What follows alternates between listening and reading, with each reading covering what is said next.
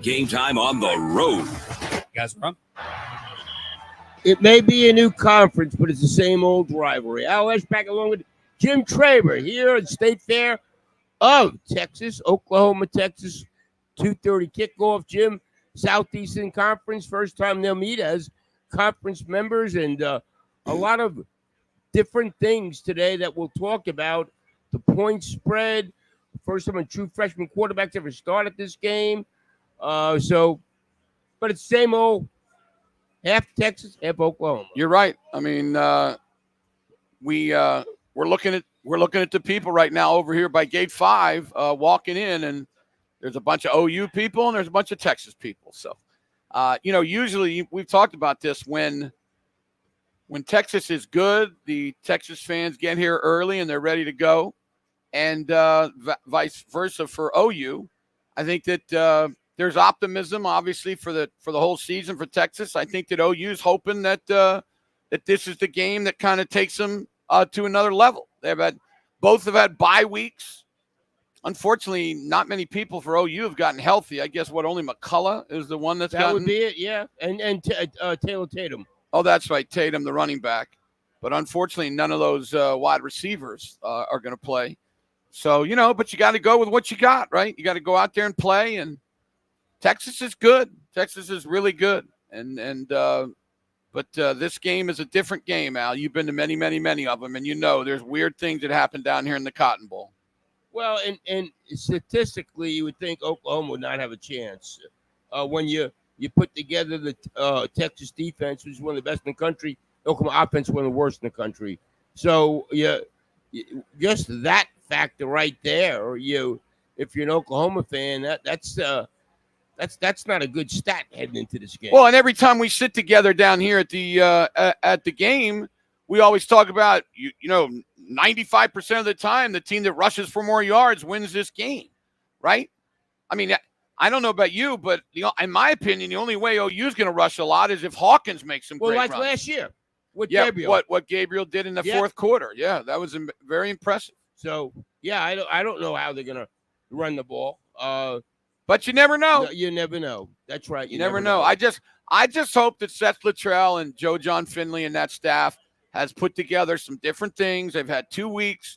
You can't change all your plays, but you can put in some things like we've seen many, many, many times coming down here, that OU comes up with a couple of wrinkles that Texas hasn't seen. Well, especially you got a new quarterback. I mean, they had the bye week that they could do some things now with Michael Hawkins. So, yeah. Exactly. You'd like to see him maybe try an option, couple options, a little speed option. You got to get him out in the corner. You got to do some imaginative things, and I'm sure they'll try it. I'm sure Texas has been practicing against all that stuff. This week. Yeah, I mean Texas isn't stupid, but OU has surprised them in this game before. I keep talking about that daggone draw. I mean the draw that they keep giving to Quentin Griffin. Yeah, Quentin Griffin. I mean, that was unbelievable. And they never stopped it all day. They couldn't figure out what to do with it. It was impressive. So maybe OU can come up with something like that. Well, it's also the Oklahoma now a 17.5-point underdog. This goes back to 1996 when Oklahoma was a 22.5-point underdog. A winless Oklahoma team comes in and wins, beats Texas. Which is pretty incredible that year. And this OU team is certainly a lot better than that team. I had something cool last night. We talked about the 84 game, that 1-2. This is the first time since Oklahoma's been ranked, been ranked number one country since the 84 game. Last night I'm going into a restaurant to eat, and somebody's coming out, a girl, and he goes, "Ow." I go, "Yeah." I mean, remember me? I go, "Uh-oh. Help me. Yeah. It was Danny Bradley who started that 84 game, was the OU quarterback in 84. Wow. And so, of course, his son, Mark Bradley, was a receiver. Of course he was, yeah. But, I had a great chat with Danny Bradley, the quarterback of that game, 40 years ago with the interception and everything. So, that was really, really kind of cool seeing Danny Bradley again. He was really talented, huh? He was a really good quarterback. Yeah. Really good quarterback. So, so this is the first time Texas is going to learn more about itself today as they get ready to play Georgia next week. You're exactly right. It's a perfect stepping stone for them. You can't ask for anything better, you know. Well, and also we talked about it, how Texas is more ready to get in the SEC than OU is at this time, and also Texas's schedule is really easy. Yep, sure is. So, but you gotta. Well, these are the two big games, you know, OU and Georgia, right? Now they got A&M at the end of the year, which you got three. So, which we both agree now. I think they're pretty good. Yeah, if they win today, though, the worst they're going to go is 10-2. That will get them in the playoffs. I totally agree with you. You're right. That's right. You win today, they get in.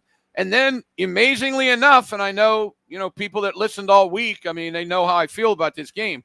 But if OU figures out a way to win this game, they're still in the daggone playoff situation. Yeah, you're right. Now, again, they don't have the schedule that Texas has going forward. But we talked about it. Looks like Missouri, Mississippi, LSU, maybe not as good. You know, we'll see. Right? So, well, you know, South Carolina play next week is only trailing Alabama at Alabama by 7 points. Yeah. I'm telling you, South Carolina's defense is really good. Really good. They got a big time defensive line. We'll talk about that when they come to town. So, and it looks like they're trying to possibly get into field goal range here. So, it's interesting the schedule. And again, you're in this conference now. This game used to be, you know, here's the thing. We say a lot how it used to determine the Big 12, but Texas hasn't been very good. No. No. And OU's been so much better at quarterback. I heard we listened to the ticket down there. They were saying, well, the last 2 years, Oak Tech's been better at quarterback. No, they haven't. Did they know Dylan Gabriel was the All Big 12 quarterback, not Quinn Ewers a year ago? Well, we listened to that. You know, they're our sister station because they're owned by the same people that we're owned by. But I just could not believe for a big station like that, what a disgusting homer that guy was. Yeah. I mean, that sounded like a college station. We've got those dudes in our state for OU, and you and I don't like it. But he was unbelievable. He was openly saying that, you know, that I want Texas to kill them and blah, blah, blah, which, okay, that's fine. But I don't know if you should be doing a radio show either way, you know, for OU or Texas in a big station like that. But this year, there's no doubt Texas. Yeah, they're the better team. Quarterback and the better team. They're the better team. There's no doubt about it. I think everybody agrees with that. And that's one of the reasons OU's been better than them, because the quarterback play. Oklahoma's had great quarterbacks. That's right. And a lot of people still don't like to give Ewers credit, but he's pretty dang good. He's become a good quarterback. I mean, is he Kyler Murray? No, but he's a really nice solid player. And you know, and then now if you're a Texas fan, you got to feel happy because if Ewers doesn't play well or gets hurt, at least you got a guy now that has shown some good things in Arch Manning. Right. Now, if you're an OU fan, you'd much rather face Arch Manning. Oh, yeah, they'd love to face Arch Manning. So I mean, dude, listen, it's unbelievable. A guy called me up and said, "You think we'd rather face Ewers because Arch Manning can run?" I was like, "No. You want to face the less experienced guy." Yeah, and a guy again, Arch Manning. Don't get me started. I watched one game and he played really well, and they showed the touchdown. They didn't show the 2 interceptions he threw, though. No, he did. They're not going to do that. Interceptions. Look, he played well for his first couple games. Yeah. He played 2 terrible teams. Yeah. So I don't think I would bet if you asked the Texas fans, I would bet that they would say that they would like to see Ewers play. And the key for Oklahoma is going to be Michael Hawkins in the future. Michael Hawkins is I talked to another guy this week, Jim, that was at practice all the time. He said the players knew Hawkins was better. He practiced better. He was better. And you said you were right. You know, give Brent Venables some credit for pulling him. Yeah. But Brent Venables could have lost his job if he doesn't play the best quarterback. Good point, Al. No, listen, you've been right on this, dude. I give it up to you. You were right on this in your connections. And, you know, you were saying that people thought that Hawkins was playing better. We all know what happened. I mean, you know, you can put your head in the ground if it makes you feel better. We knew what happened. They gave a lot of money to Jackson Arnold. They promised him that he would be the starter this year. Yep. They didn't know at the time when they promised him that they were going to get Hawkins. But, you know, you give it up. Listen, I give it up to both of those quarterbacks because it's not Jackson. Jackson Arnold can only do what he can do. Right. And he's handled it beautifully, Absolutely. supposedly even on the inside. Yeah. And then Hawkins was ready. Hawkins is saying, okay, if I get my chance, I'm going to play and be ready. He didn't sulk around and, so.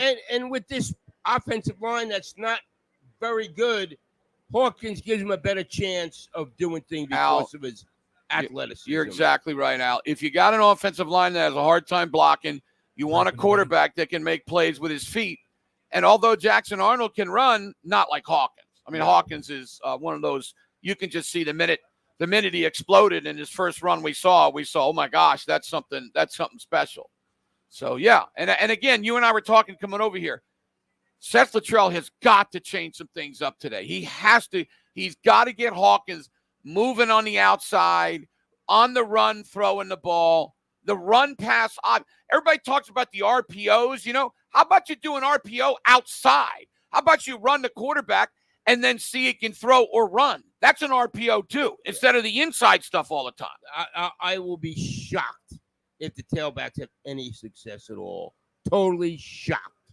If the tailback could run for 70 yards, I think that'd be really good. And then if Hawkins could drop off another 70, you get 140 in this game the way they've been playing. I think that would be at least give you a chance, Al, right? Yeah, it's going to be tough to get those numbers, though. I mean, on the other side, too. Now, listen, we all know Texas has got a great offensive line. OU's pretty good up front, though. They really are. They've done a really nice job up there. The Halston kid, we didn't know he was that good, right? He's been tremendous. You know what someone told me, and I didn't realize it. They said that, why the linebackers getting so many tackles? Because they're double teaming Dominic Williams. Really? Yep. Interesting. And that's freeing the linebackers. Well, that's probably why we haven't heard his name a lot, because he's doing what he's supposed to do up front, That's what I was told. Okay, well, good. Then I guess that NIL money gave him is worth it, I guess right? so. Yeah. So they do. Listen, they do have a tremendous set of linebackers in Kip Lewis and Stutzman. I mean, those are two really solid linebackers. And they got two really, really good safeties. Really good Spear, safeties. Jennings, and Actually, Bowen. they got three really good safeties. Bowen. Yeah, with Bowen. And then the corners without our guy out there, Williams, they're okay. I think they're okay. I know that I don't like to beat up on Woody Washington, but I'd like to see him not cover people one-on-one as much as I don't know how many snaps he'll get today. I mean, because Malone and Walker are the starters. Right. You get McCullough back to help at Cheetah, and so of course Woody was playing a lot of Cheetah. So isn't that amazing? You told me the other day that Trace Ford played some Cheetah. Yeah, I'm telling you, man. I just love what that kid's about, man. That is impressive. I don't think people realize how discouraging it is to get hurt and have to go through that long rehab and then come back and then get hurt again, Al. That is so tough on a young man. Quit. Well, yeah, and get discouraged, and he's just coming back and working hard. So, I mean, I really do bow down to him. I really do.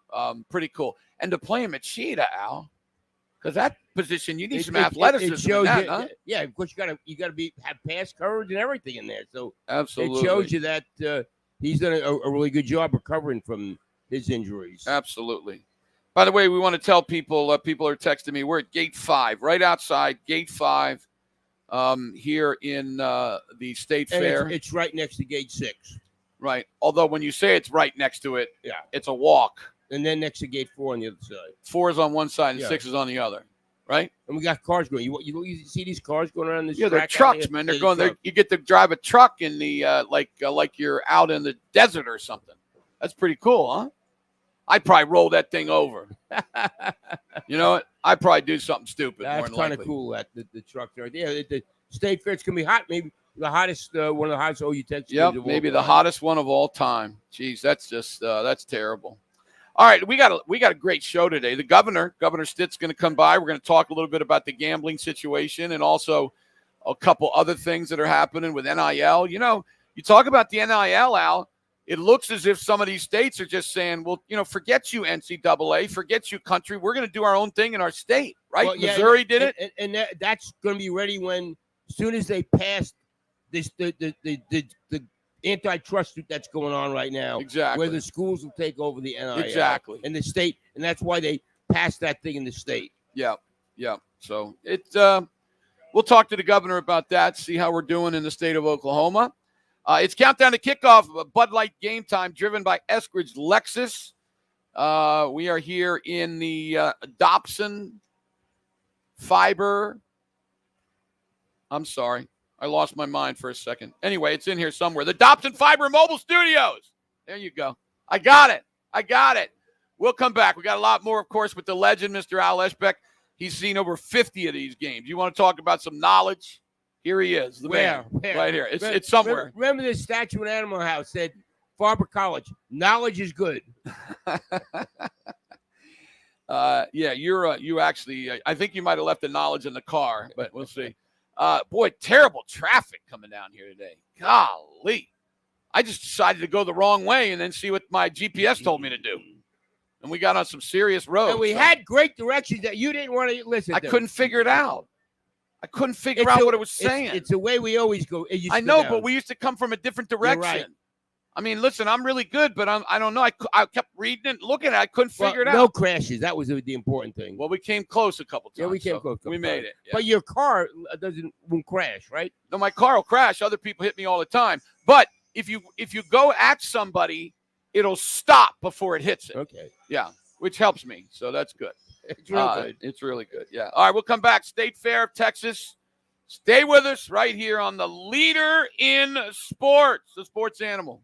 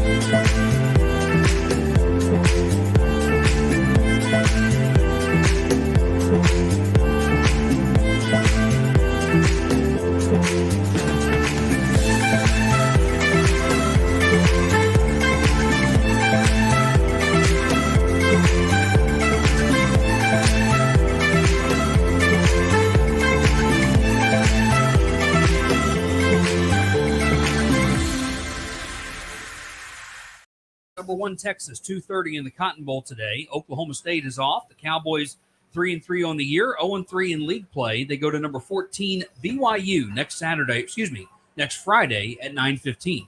Tulsa off today. The Golden Hurricane 2-4, 0-2 in league play. They go to Temple next Saturday at 1 o'clock.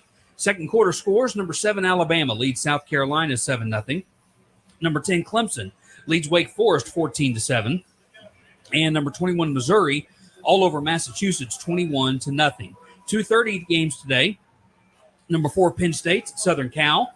Number 11 Notre Dame is home for Stanford. Number 22 Pittsburgh hosting California. And number 23 Illinois is home for Purdue. 3 o'clock today, number 14 BYU home for Arizona.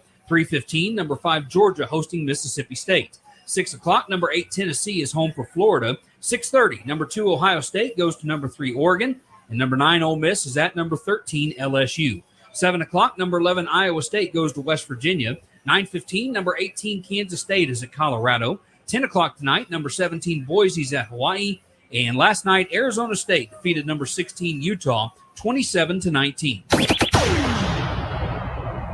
Broadcasting sponsored by Parrish Devon, official personal injury lawyers of the Oklahoma City Thunder. Visit pepperwinds.com. WWLS-FM, The Village, Oklahoma City, The Sports Animal, a Cumulus station. Live on The Sports Animal, it's countdown to kickoff and Bud Light Game Time on the road. And we're back. Myself, Al Eschbach, along with Jim Traber here at the State Fair of Texas, just outside the Cotton Bowl, where Jim and I will be a little bit later this afternoon. 2:30 kickoff, Oklahoma and Texas. Texas, a huge favorite in this game. I want to remind people that, you can watch the show today on the app or YouTube or Facebook page. So we are live in person right here, Gate 5, State Fair. What'd you think about Utah and Rising last night? He was horrific. I mean, horrific. We've just been sitting there. Boy, wait till Rising get back. Wait till Rising get back. He was horrible. I wonder if his hand is with the injury. I mean, he looked bad. He was terrible. You know what? Arizona State's better than we thought. They're involved in this thing. Yeah. I mean, you keep beating people, you're going to be involved in it. So, and Utah, I don't know what they're going to do now. They got 2 losses, and I think they're in some trouble. And you brought up a great point today. If Colorado beats Kansas State tonight, then the 3 teams that most people pick to win this league, OSU, Kansas State, and Utah, all will have 2 losses, and I don't know if they can get there. We'll see. Well, Oklahoma State has 3 losses. 3. What am I talking about? They're done. Yeah, they're just out of it. Maybe a 2-loss team could get there because there's a lot of parity in the league, I don't know who's any good. But if these undefeated teams keep beating these 1-loss teams, you're right. Then it's going to be separation. Then there's going to be separation. You're right. So a big, with Kansas State tonight, you got Iowa State at West Virginia today. Yeah. Which is a huge game. I just don't know if anybody's any good in the league. I don't know. I don't really know. No, you're right. That's exactly right. Colorado could make a big statement tonight. They sure can. Yeah. They definitely can. So, and in the SEC today, you got Alabama. Alabama's about ready to score on South Carolina. Yeah. Again, they're up 7-0. Yeah, I mean, you would think that Alabama would come back after that loss last week against Vanderbilt. But South Carolina, like I said, they're stingy on defense. They are. They got some good players up front. So this Washington-Iowa game is close so far, 7-7. And look look what an offensive coordinator did for Iowa. They're not great offensive, but they're sure better than they were. Yeah, and they got a quarterback that's better too. Yeah. Well, the offensive coordinators are so important. I mean, they just Absolutely. are. No doubt. Like we talked about, look at Penn State's offense. If you get to watch some of them today, I mean, that offense is so much better. They took the guy from Kansas, who, and you look at Kansas's offense, it's gone down without that guy being there. So, yeah, offensive coordinators mean a lot. They do. Now, you have to have players. I mean, you're not just going to roll in there if you don't have any players. But yeah, it's and tonight we got the great game of Ohio State and Oregon. yeah, tonight's a big night of football. Really is. The rest of the day is going to be really good. You think? Let me ask you a question. Can Florida play with Tennessee at all? Where's that game at? It's at Tennessee, so No. I don't think so either. I don't think so. So Everybody's picking Kansas State against Colorado. You agree with that? no, I don't think it's a sure thing. I don't. Again, I can't just say it didn't happen. Although many people think it didn't happen, I can't get it in my mind. Kansas State going to BYU and getting thrashed. They got killed. No, you're right. And a lot of people don't talk about it. No, they don't. They're just like, oh, it didn't happen. I know Kansas State's better. Yeah. Okay. Somebody just texted me and said maybe these seventh-year quarterbacks maybe they're going downhill by the time they get to their seventh year, with Bowman and Rising. They've been there a long time. Yeah, you're right. I mean, that's that. Yeah, Rising was just he was just pathetic. And the freshman Wilson, I guess he has been. I mean, he's like 6 touchdowns to 5 interceptions this year. No, he hasn't been very good either. But last night, Rising couldn't. He was, 3. like you said when we were driving. I mean, he was throwing balls like 4 yards away from people. Not even close. Yeah, not even close to the people. It's ridiculous. Matt Meyer, did you watch that game late night? I know you had to wake up early. What'd you think? Surprising. Terrible, wasn't it? It was pretty surprising to see that. I agree. And I'm telling you what, that kid has played some good football in his career. And let's give Arizona State. They got a new coach there, second-year coach, youngest coach in the country. Yeah. And maybe they're on. Maybe the league is changing.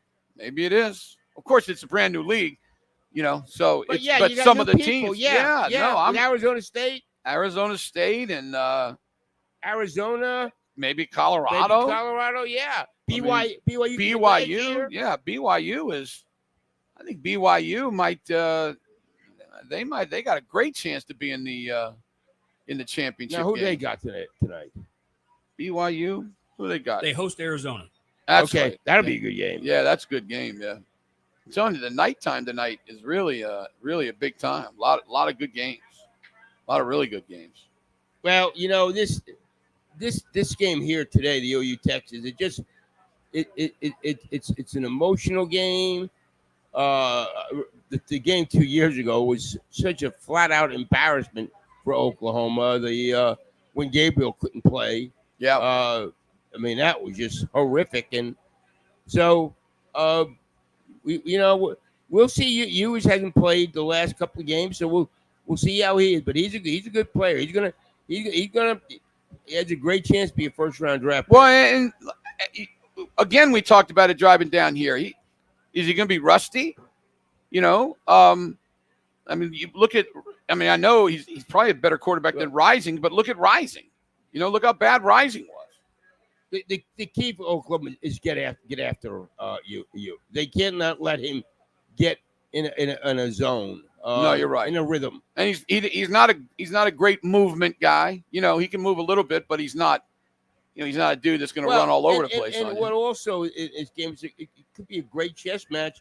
You got Sarkisian, one of the best offensive coaches in the country, against Brent, one of the best defensive coaches in the country. That side of the ball is going to be really interesting. Yeah, it really is. I think we realize that OU's offense is going to have a hard time. Yep. And they're going to have to mix it up.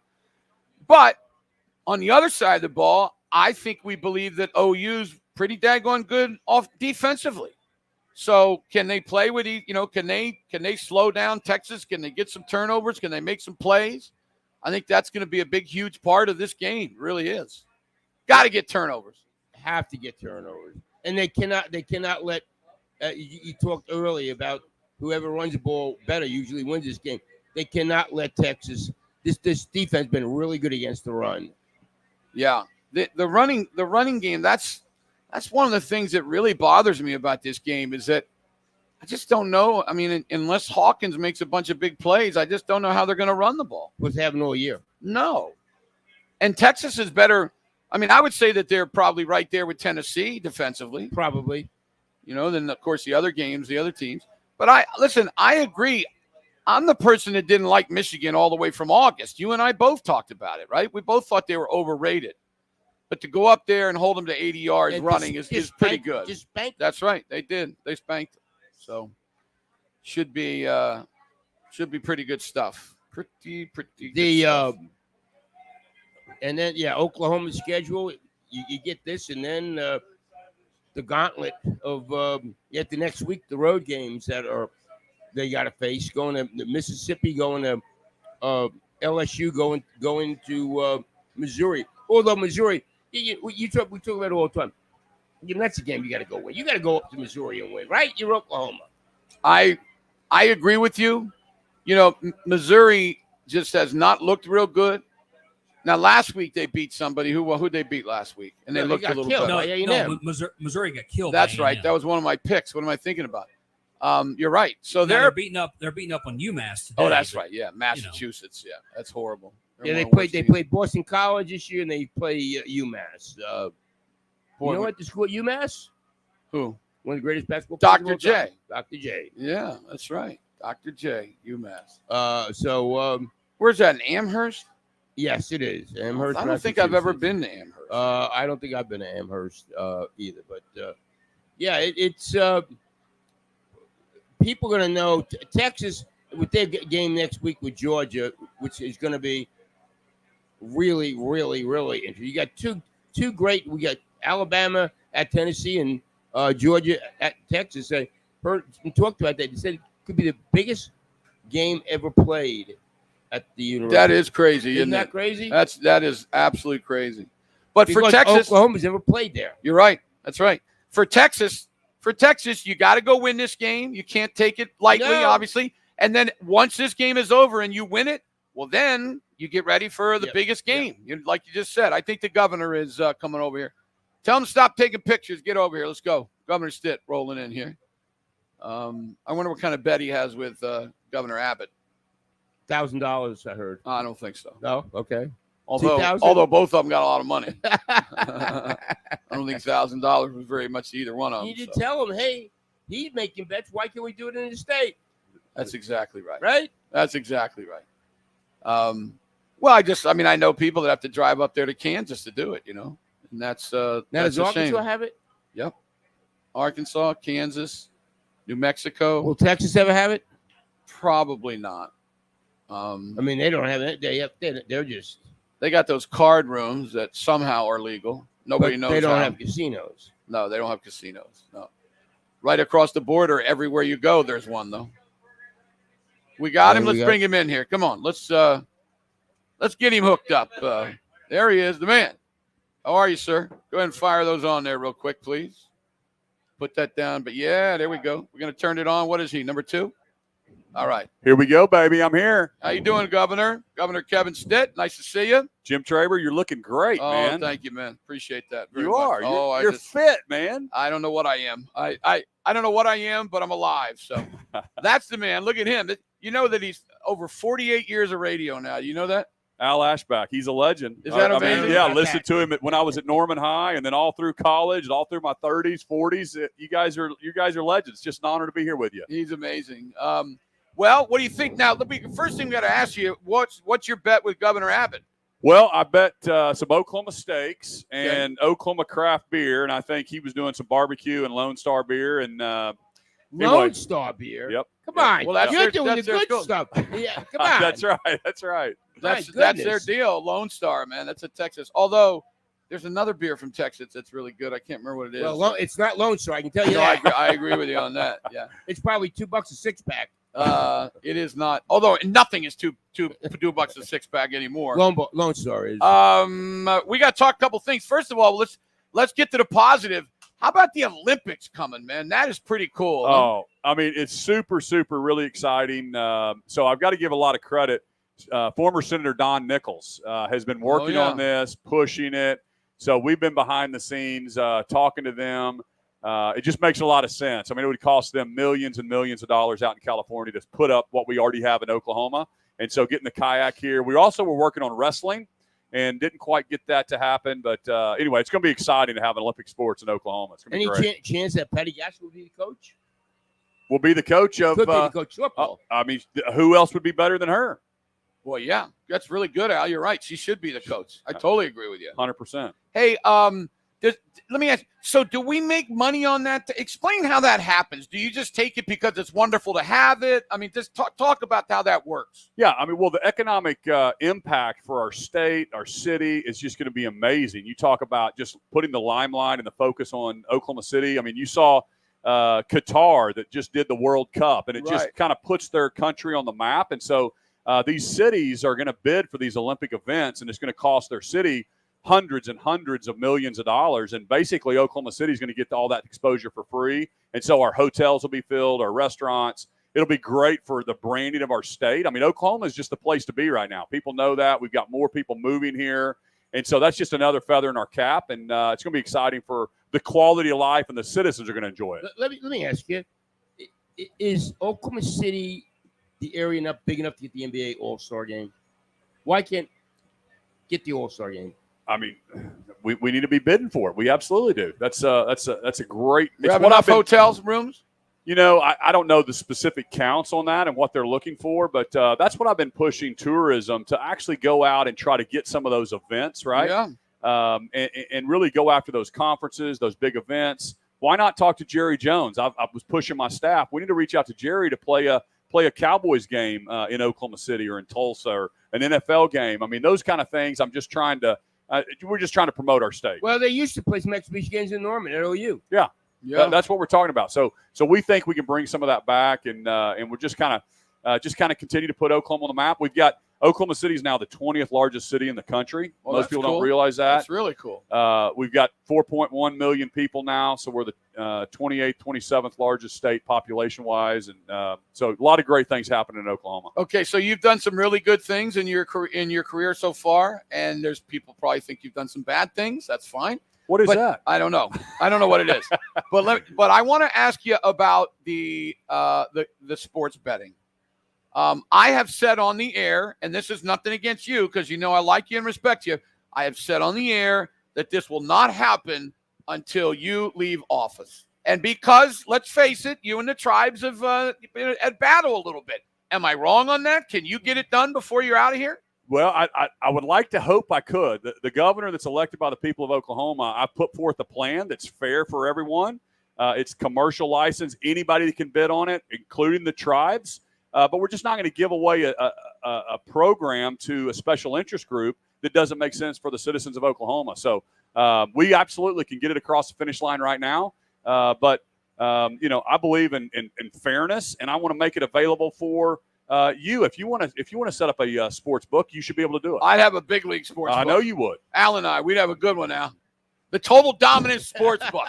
What do you think about that? I love it. That would be awesome. The Thunder would like to have a sports book. So we want to set it up fairly. And I'm just looking at other states, how they set that up. And we absolutely can get this figured out. What's the money generated in these other states? I mean, it totally depends like what Kansas. Do you have any idea what Kansas is pulling in? I don't know specifically, but 100 million. There's a bunch of money being made. There's a bunch of money being made. $100 million, $200 million. So it's not, it's more than a ham sandwich, and we need to be looking at it fairly for the citizens of Oklahoma. When North Carolina started up, they made like $22 million in the first month, and then it slowed down because everybody's all fired up. But I mean, there is a bunch of money to be made. It really is. Now you got 2 years left. Yep, January of 27. Okay, so two sessions left. What did you do then? Just probably going back to the private sector. It's what I told Oklahomans. I believe that, politics, our founding fathers thought you would be a successful farmer or rancher or business person, go serve your state or your country. Then you come back and live under the same rules that you have to pass. So too often politicians just try to climb the ladder and keep going. And we need people to go serve for the right reasons and then go back to the private sector. If I ask you a question now, you might not answer it, but I bet you would in 27. You like being a politician? Well, I don't think of myself as a politician. I think of myself as a businessman, governor, and and just a regular Oklahoman that is serving my state. It's just such an honor. It's the things that we've been able to accomplish over the last 6 years. I mean, we have the largest savings account we've ever had. I took over. We had no money in savings. We've put Oklahoma on the map. We're top 10 in people moving here. I've cut taxes. I've limited the growth of government, put more money in education than any other governor before me. So got school choice done, which allows more competition. And we believe in free market principles, right? It makes everybody better when you give parents the power to choose where their kids are going to go to school. So we're so excited about some of the opportunities we're doing. What we do is fun. You have fun doing this? I love coming on your show. No. Being governor. Yeah. I love it. Yeah, it's great. It's such an honor. And, there's tough and challenging times, but overall, 100%. Yeah, it's such an honor to be the leader of our state and to, protect Oklahoma, especially during COVID. I mean, some of the governors lost their minds. We're shutting their state down. We had people going out of business and saying there's non-essential businesses. We never did that in Oklahoma. Yeah. And, no, you did. We did a good job as far as that was concerned. Let's talk about the NIL. Yep, let's do it. There's states that have already gotten it done where they have their own rules. Obviously, the NCAA is just a total joke, okay? Where does the state of Oklahoma stand on the NIL situation? Well, it certainly needs to be fixed. I believe we have to do something kind of like the NFL where you can't let players jump around and move around to school after school. There needs to be a contractual obligation when we do these NIL numbers. And maybe it's more standard, a first-year player or by position. Some of the governors in the SEC now, so DeSantis in Florida and Kemp in Georgia and Tennessee, Bill Lee, myself in Oklahoma, we're starting to get together to talk and say, hey, maybe we should do something in Alabama, Kay Ivey, to do something in southern states because the NCAA, to your point, is doing nothing. No. It's totally out of control. It's unsustainable. And so the governors are thinking about getting together and kind of leading on it. So with Joe Harris and Casey Schrum and our different universities, we can get some people together and say what's going to work for the SEC, the Big 12. Let me ask you, Kevin, because I was talking to Joe Casilone about that. He's trying to explain to me this antitrust case that's going on. When the judge decides get whatever she does, it'll go to the universities, and the university will be in charge of the NIL. So will that change things much in the states? Well, I mean, what you don't want is every single university doing their own thing, and I think that's kind of what's happening today. There's no structure around it, and so I think that's why some of the conferences or the SEC is looking to do something as a group, which would force the NCAA to make some decisions. We need contracts.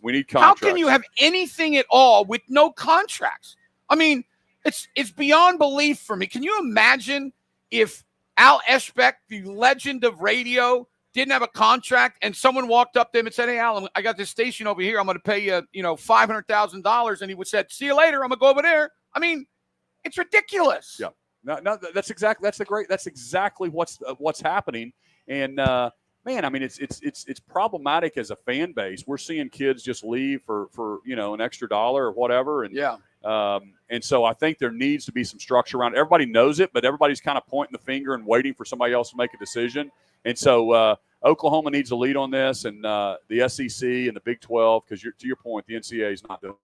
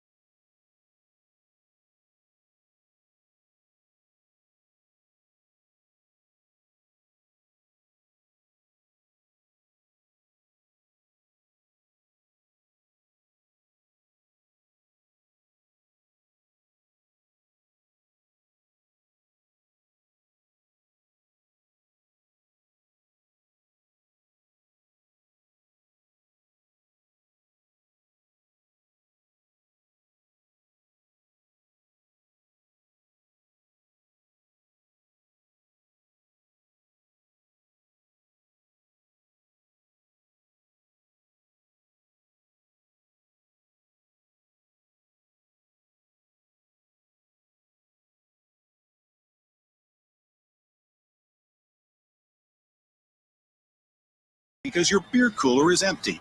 But can you risk him?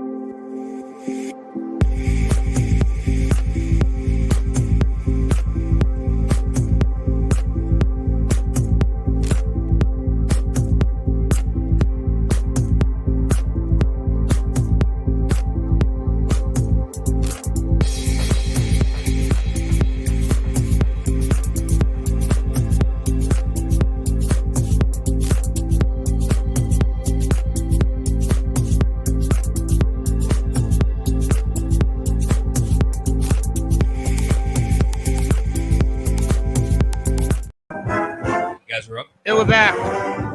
So Al Eschbach, Jim Traber, Barry Tremmel here down at the State Fair of Texas, Oklahoma, going against Texas at 2:30 today. Who will air it out? Barry Tremmel. I imagine Quinn Ewers is going to try to air it out against Oklahoma's defense today. I'm sure that's right, but I have another option. Michael Hawkins is going to air it out. He's going to air it out with his feet. There was no reason for me to do radio today.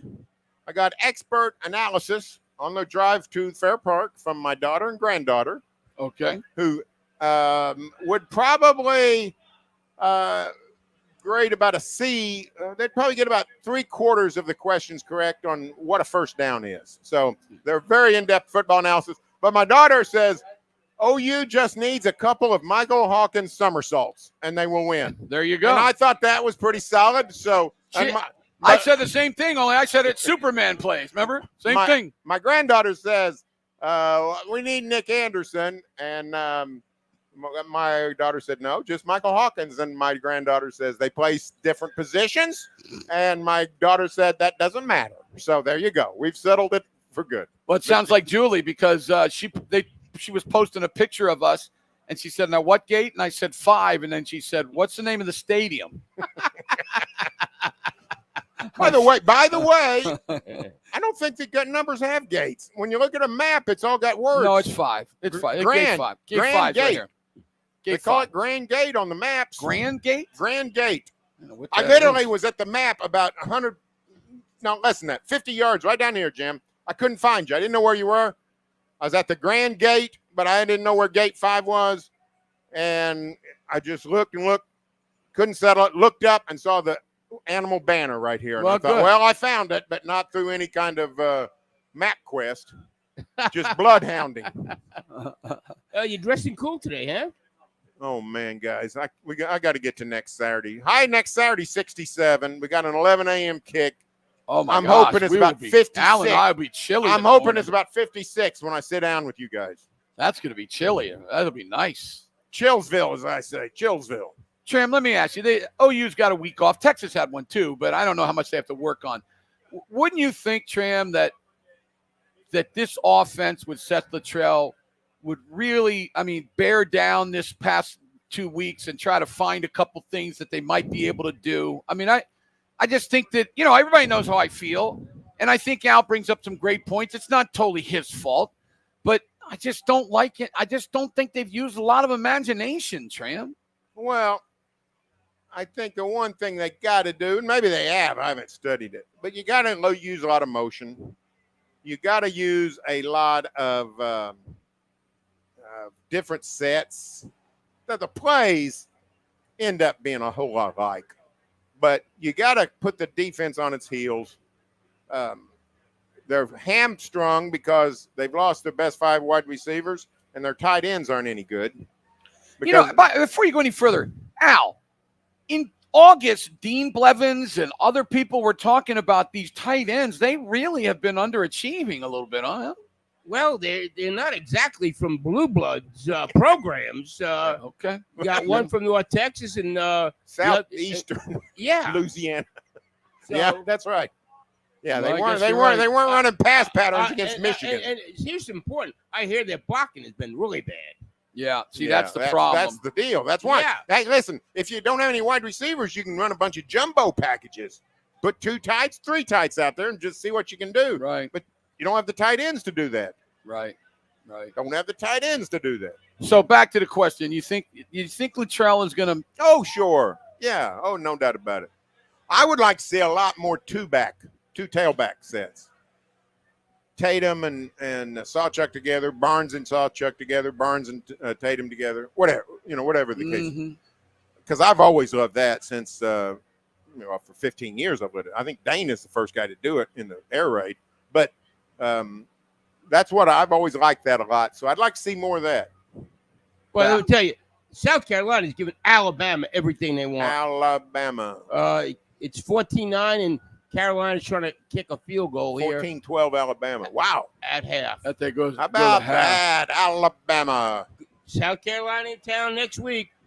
Don't forget now, Feinbaum said that after the Georgia game that he thinks that that DeBoer might be better than Saban. Well, he might be, but he's not yet. I'll say that. Yeah, that's probably going a little bit too far. That's a really stupid statement. I mean, Well, he said it.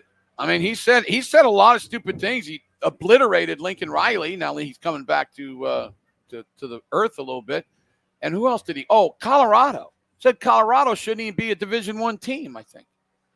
So, yeah, I mean, whatever. I mean, he goes out there and he's wrong. I don't know if he ever says he's wrong. Anyway, how about that? Well, I think one of the most impressive matchups, Trim, is OU's defensive line against Texas's offensive line, because I think Texas's offensive line is really good, and I think OU showed that they can really play too defensively. Yeah, that's true. Now, from a manpower deal, Texas probably wins that battle, but that's not it. They don't just line up and block guys, or you don't just have to fight off a block. Brent does all kinds of things that we don't even know, don't even see, and he's really, manipulates that defense and sort of squashes the offense. So that's where OU can match up and do pretty well. So I think that is a good matchup. But I think Brent's defensive acumen gives OU a nice niche there. Yeah, he messes with you. Go ahead, Al. I think early in the game is really important for Oklahoma. You're a big underdog. You're 17.5-point underdog now, and it would be. You know that it's up to 17.5? I did not know that. Today it's gone from 14.5 to 17.5. Would somebody spend a lot of money then? I don't know. I haven't been able to find out anything from like Fat Jack or anything. I don't know if it's smart money or just, in the car down here, Al and I were talking. Okay, Trim, if you're a betting man and you got $500, $550 that you want to bet, and you look up at the board and you know football, okay, and you see Texas and OU, and you've seen what OU's done, and you've seen what Texas has done, I think that person puts that 500 on Texas. Then they don't know about the rivalry. Al, I agree 1,000,000,000%. I'm just saying. I totally agree with you. I think that kind of person would do it. Absolutely. That's all. So it could be those kind of people, or it could be smart money. I don't know. Yeah, I don't either. It's a big line. 17.5 is a big line. 17.5 means if you win 31-14, you don't cover. I know. And that's kind of a domination. Yeah.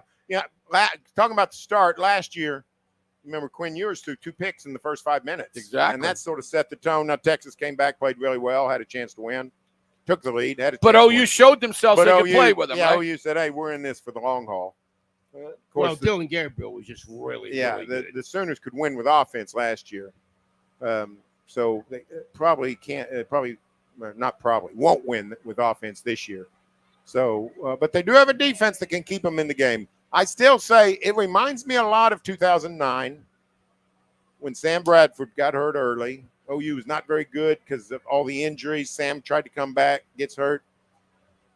And OU had to stay in, that's Colt McCoy's senior year. He's a great player. Texas was fabulous. OU had a great defense. OU just had to hang on and try to figure out a way to win. And it's 16-13 in the fourth quarter, and OU still had a chance to win. Colt threw a pass out in the flat on the out pattern, and I think it was Dominique Franks. I can't remember for sure, but Franks had a chance to intercept it, and it would have been a pick six. So Texas wins 16-13, but that's the kind of game OU has to play today. I think if you told Venables that it's tied going into the fourth quarter, he'd take it right now. Oh, I think or close, or even a field goal. Take 16-13. That's what I meant. Yeah.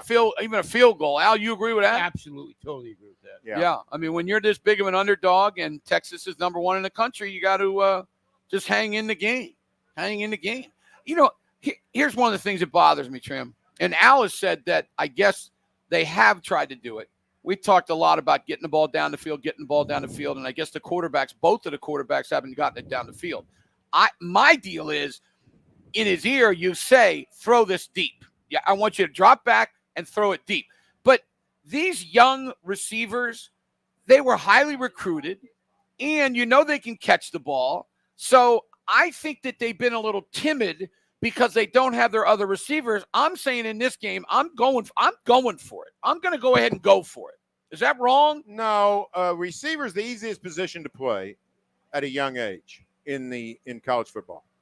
Yeah, Alabama got a 12-year-old playing. Oh, yeah, O-line, quarterback, running, maybe running back, but Probably not. I mean, because there's some physical toughness required. Well, you got to pick up blitzes and everything like that. Yeah. Now, the one thing the receivers, these young guys probably can't do is block on the perimeter the way you want them to.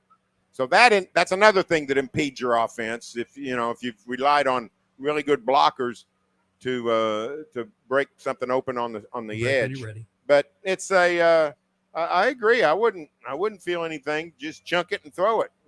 Go deep, young man. Go deep. Because you can get a pass interference too, and they love calling them. I mean, if they're going to do it, they love calling them. But what if you're thrown into double coverage? Well, don't do that. I mean that.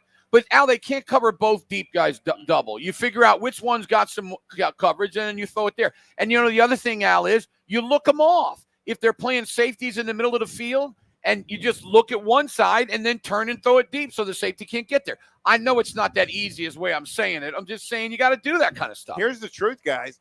If you're a sophomore wide receiver who hasn't played much, Hester or whoever, one of these Zion, Von Carry-on freshman guys, it's a lot easier to run a deep pattern than it is go over the middle and worry about somebody taking your head off. You're right. I mean, Texas safeties have been knocking your head off for 40 years, but everybody's sort of equal out in the open field deep. So I don't think that's a bad strategy at all. Yeah. Tran, what about some other games today? We talked yesterday about the Big 12. I think about midnight tonight, we're going to know a whole bunch more about the Big 12 and how bad was Rising last night. I just haven't liked him. I just don't think. Well, I got to give it up to you. You said maybe he's not very good, but we've seen him when he's really good. What's happened? What? Here's the deal. He was never a great passer. Even, the Rose Bowl hero, beating USC, beating Oregon, all that stuff. But he ran like, he's a great scrambler. You couldn't get him down, kept plays alive. And he really wasn't doing that. He wasn't doing that yesterday. That was bad. That was bad. So I think they're cooked in terms of. Yeah, they're in trouble. Well, maybe that guy at Arizona State, he's the youngest Power 5 coach, 34 years old. He's doing a nice job, He's doing a very nice job. They were picked last. Yeah. And that was the team picked first. The team that picked last beat the team that was picked first. Well, the three teams that most people gave chances, Kansas State, Oklahoma State, and Utah, I don't think any of them are going to get in the daggone tournament, in the championship game. Now, Kansas State wins today. It'll help a little bit, but do you agree that all three of them are in trouble? Oh, I think K-State's in as good a shape as anybody. They could. The other two are not going to. Al brought up a good point, though. These teams that nobody expected that are still undefeated, they keep beating these one-loss teams that separates. Yeah. You know what I'm saying? That's true. When you separate and get like a two-game lead on them, that's going to be hard to make up. Yeah, we got 5 unbeatens in the Big 12. So and name them off. West Virginia, Iowa State, BYU, Arizona State. No, they lost to Tech. And then there's one more. Who have I left out? What was it? Did you say BYU? Iowa State, BYU. Tech. West Virginia. And that's it. There's only 4. Is there only 4? I think there might be only 4. Maybe it's only 4. I can look it up. It's not as easy to recite the geography of the Big 12 as it used to be. You're jumping all over the place. No, but it's a tough. It's wide open. And here's the deal. I still think two-loss team will be in Arlington. I think there's a chance of that. OSU's done, right? 3 losses. Who's beat Colorado in the Big 12? Nobody. Colorado. Nobody. That's Colorado's the other one. Fifth. Good job. Colorado's the 5th. That's right. They Nebraska. lost. They lost to Nebraska. Yeah, it's Nebraska. Nebraska beat them. So that's there's right. a big. There you go. So that's a Big 12 loss. That's Nebraska. Right. Okay, the big game tonight, Tram. After this one, what do you think? Oregon and Ohio State. I think Oregon is more functional. I think Ohio State plays with an incredible pressure, but they are so talented that I think they probably win. I think the pressure that exists in Columbus, Ohio these days is not conducive to a good culture. The idea that Ryan Day's in some sort of trouble and his record's 53-6 or whatever, something kooky. So I just don't know if that's going to sustain them. But I do think they are so good they'll probably win. But Oregon's got the better quarterback, and they're at home, and that's 2 good places to start to win a game. That's ridiculous that Ryan Day would have pressure on himself. I mean, that's just unbelievable. Yeah, you know what? But I guess when you're making $7, $8, $9, $10 million a year, and it's a million, By the way, Trim, I got a message on Instagram from somebody who knows your wife very, very well, works at the University of Oklahoma, told me that the athletic department last year, fiscal year, they got over $100 million, just the athletic director, in donations. Really? Yep. I can actually show you. You probably know him, Matt. You probably know who he is. That's impressive. So we were talking about that yesterday. Over $100 million to the athletic department. Yeah, well, that's crazy. It is. That's a perfect word for it. It is crazy. That's but crazy. Hey, if they have the money, all right, Tram, what's going to happen down here in the Cotton Bowl? Well, I don't have any idea what's going to happen, but and nobody else does either.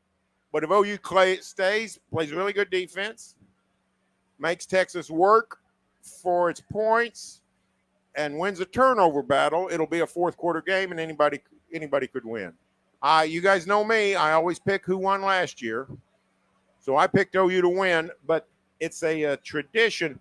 If Texas wins, we are on an AB pattern. That never happens. Which it's usually AABB, right? AAB, AAA, B, A, B, B, B, B, B, B, A. Right. So it's possible I'm close to throwing that tradition out the window. When OU won four in a row and it was Vince Young's year, did you pick OU that year? Yes. I did too. In Al 05. Al laughed at me. 05. Al, we were sitting next to each other. Al laughed at me. Yeah, it was unfortunate. And I was dead wrong. It was unfortunate. And you were dead wrong. So you got what you got? Low scoring? 17-16. OU's not winning 31-30. That's not happening. Yeah. 34-30. That's 17-16. All right, Tramp. Thanks a lot. All right, see you guys. Appreciate it. Countdown to kickoff, Bud Light Game Time, live in the Dobson Fiber Mobile Studios. It's driven by Eskridge Lexus. We're here at the State Fair of Texas. When we return, we're going to talk to Kale Gundy. He's played in this game. He's coached in this game. We'll get his thoughts on the leader in sports, the animal.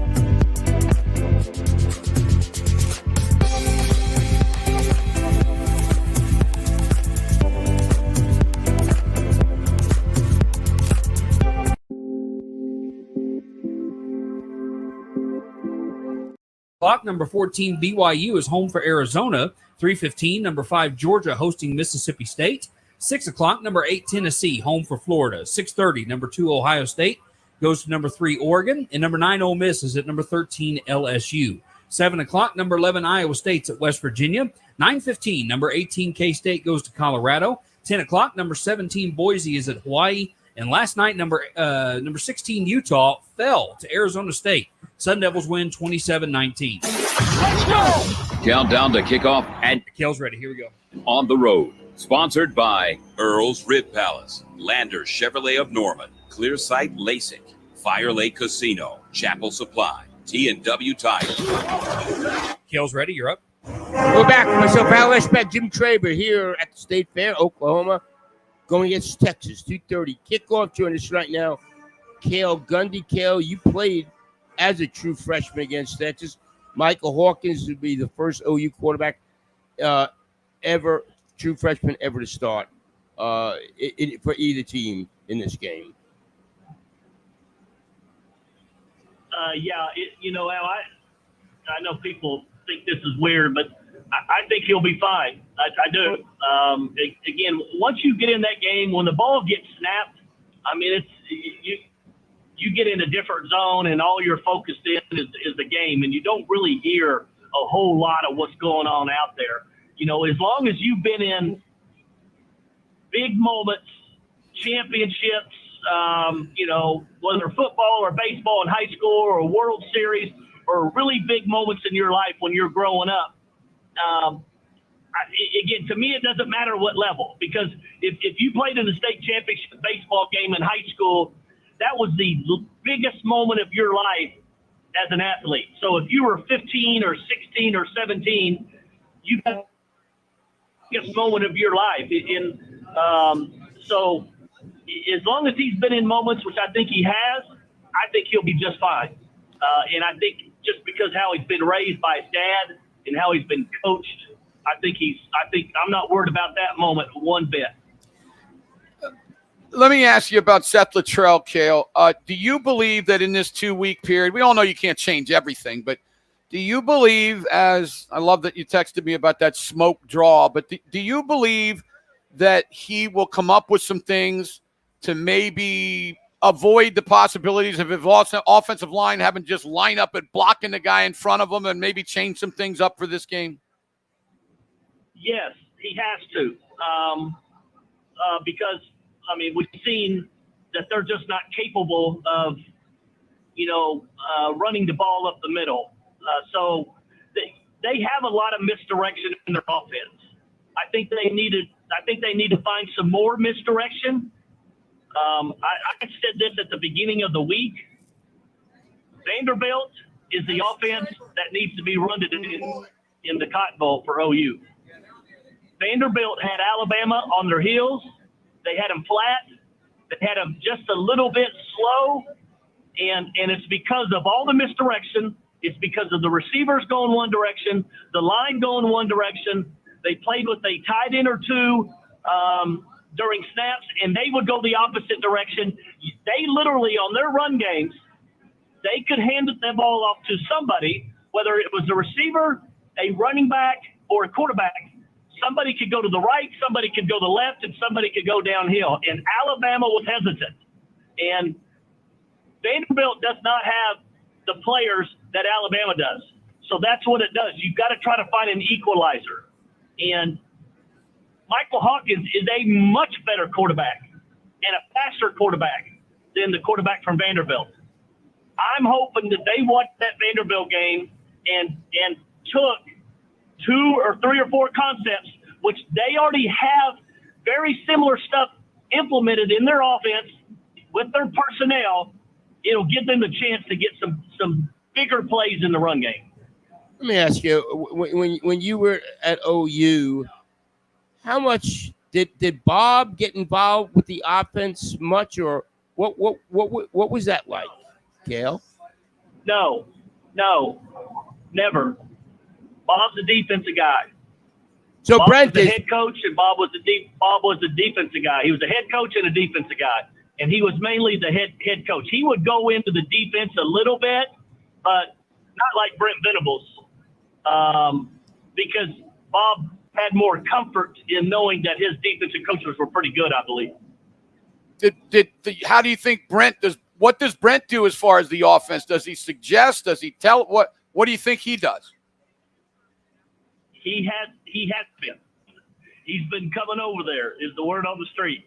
He's been popping his head in the door. Okay. And, I don't – again, he and I don't want to say this negativity, but Brent is a defensive guy. Now, Brent knows weaknesses of a defense. I don't know if he would go in the offensive staff room and be the smartest guy offensively in that room. But suggestions, there's no doubt. I've heard it's been happening on the headset. I've heard it's been happening in the meetings. Yes, that's going on. Let me ask you, Kale, Seth Luttrell has sort of said a press conference that he is calling long passes. And so why aren't there more long passes when Seth is saying he has called them? Well, almost every normal pass is going to have one guy going deep. Somebody's going to be running a go ball. Somebody's going to be running a post route. Okay, those are deep passes. That's going to happen on 80% of your normal drop back, play action concepts. One guy's going to at least be doing that.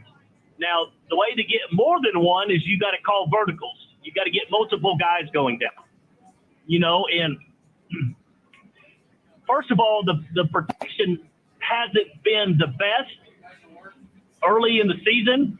Now, last week they went into a little bit more of gap protection, slide protection, building a wall and putting tight end and a back off the end, which allows the quarterback to have a little bit more time. And they did throw the ball a couple of times down the field. I went back and watched that Auburn game. There I saw 3 or 4 normal dropbacks that Michael Hawkins ended up scrambling on, that there were concepts coming open if he just had another half a second or maybe a little bit more patience. And maybe this past week or so, watching film with Coach Luttrell and showing him, hey, these are coming open. Stay in the pocket, deliver it, and don't be running out there too early. That could possibly happen as well. Yeah, talking to Kale Gundy. Kale, I think one of the really fun matchups in this game is Texas's offensive line against OU's front seven.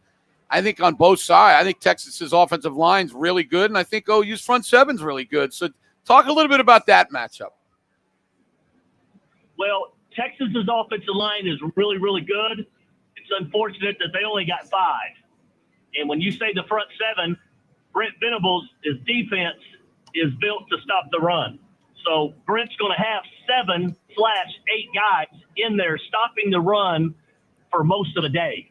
So they're going to try to outnumber Texas.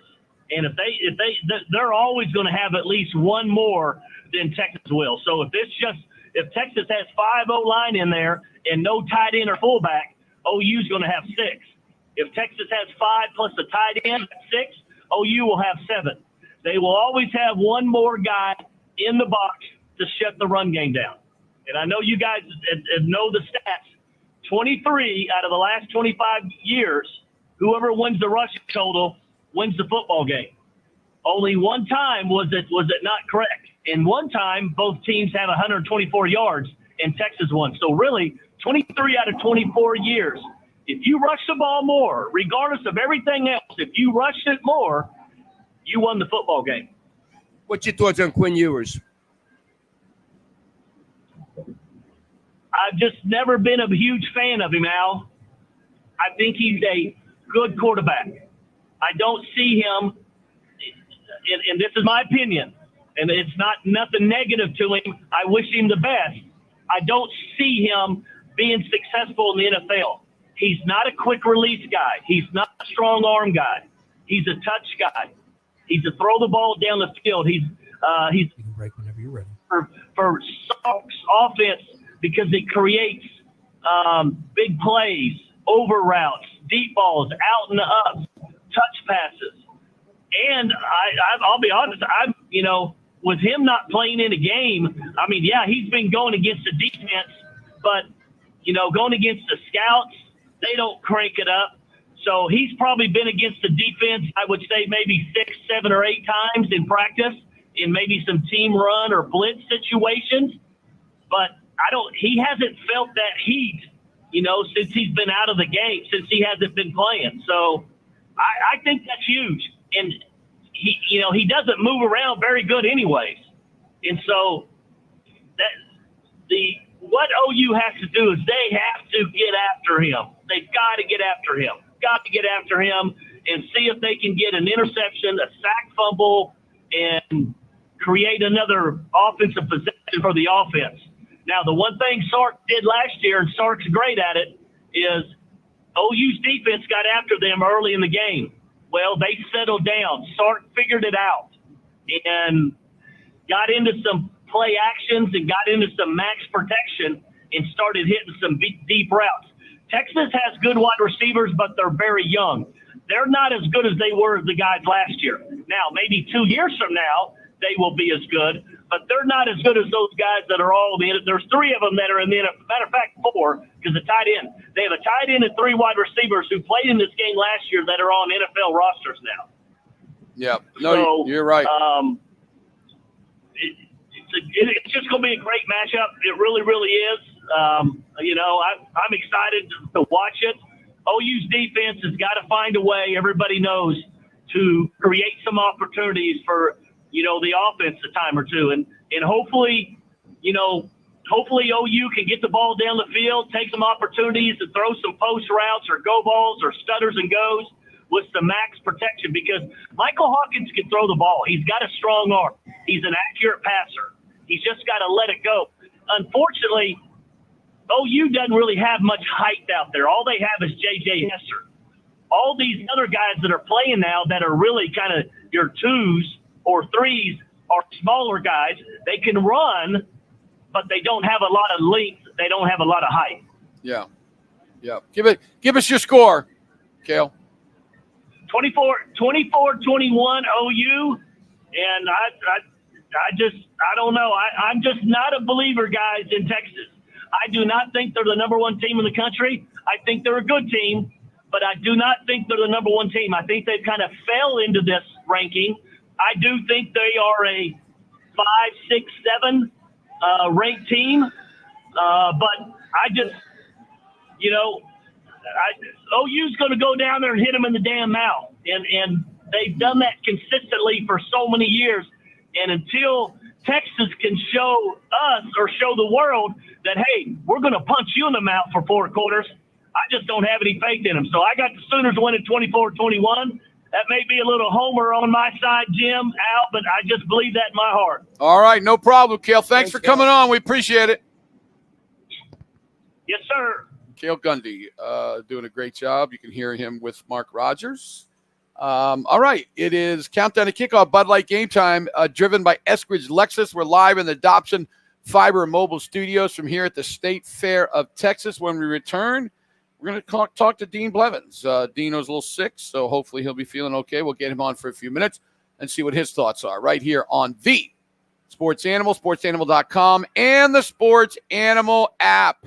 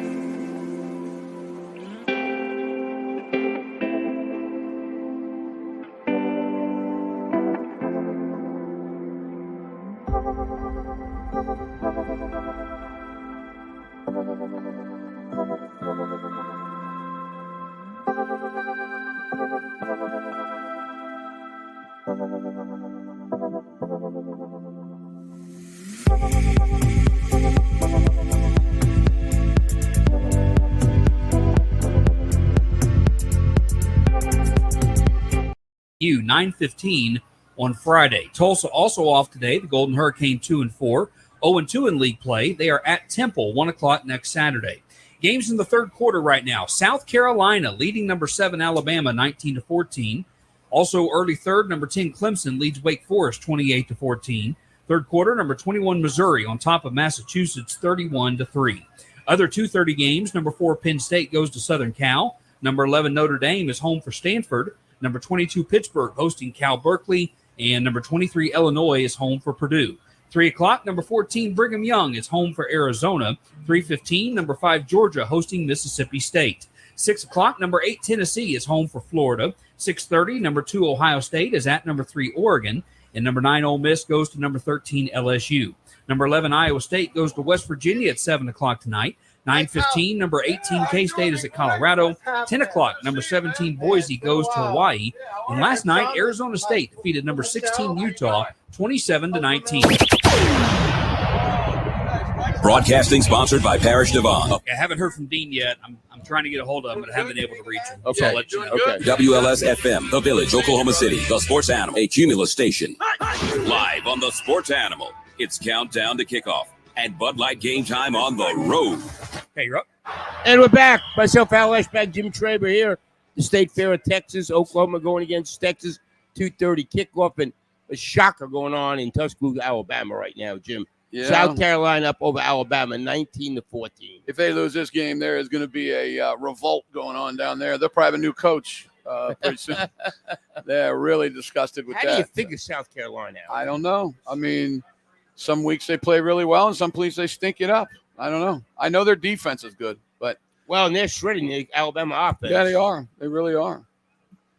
So, I mean, that is just a total. No, Dean's not with us? No. Oh, poor Dean. He must really be doing bad. I hope he's doing better. But Yeah, I hope he's doing good.